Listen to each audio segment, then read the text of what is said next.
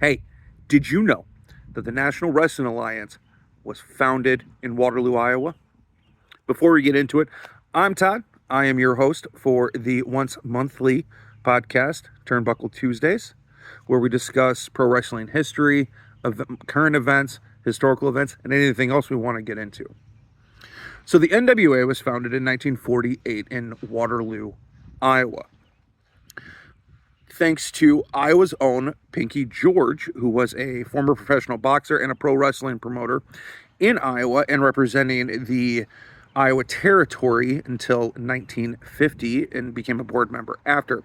He got together with a group of other Midwestern promoters, as well as one promoter from Oregon, to make an overseeing body for territories in the United States that helped everyone make money, as well as set up a title system that could be showcased in every territory.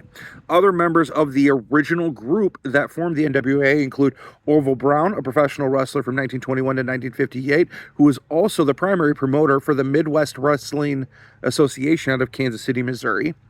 The founder of the Midwest Wrestling Association, Al Haft, who was there with him, who founded the NWA in 1931. Henry Light from Detroit, Michigan, who made his bones throughout the years promoting under various promoters in Detroit and represented the Henry Light Wrestling Office, who was one of the bigger promoters during the time period in Michigan.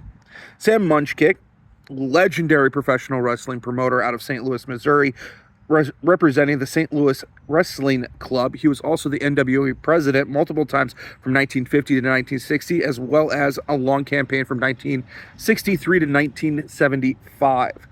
Then you had Tony Stecher from Minneapolis, Minnesota, who was a former pro wrestler, a pro wrestling and boxer promotion runner for the Minneapolis Boxing and Wrestling Club.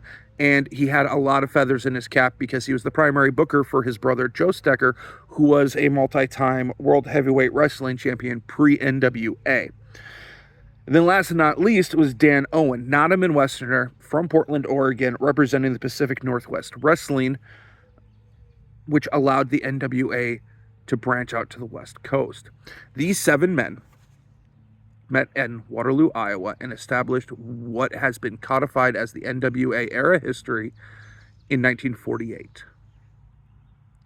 Now the NWA is ran by Billy Corgan. It's based out of Los Angeles. It became a brand, and now they're starting to get back into the territory system, which is awesome. But their roots go back to Iowa, Waterloo specifically, on July 17th, 1948. What do you think of that?